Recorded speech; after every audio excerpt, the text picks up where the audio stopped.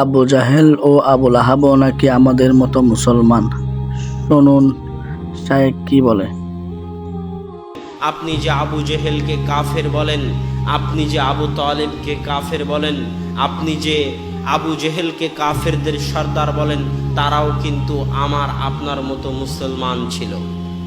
আপনি বিশ্বাস করেন আর না করেন, কেননা আবু জেহেল বলতেছে বদরের যুদ্ধের আগে, আল্লাহুম্মা আনসুর আহদাল ফিয়াতাইন।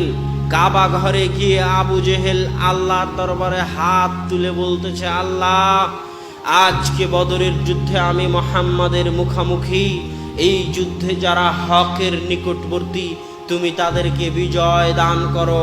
আব্দুল মুত্তালিব কার কাছে দোয়া করতেছে? কার কাছে?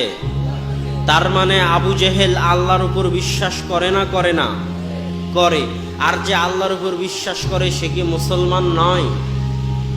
তাহলে আবু জেহেল যদি মুসলমান হয়, আল্লাহর উপর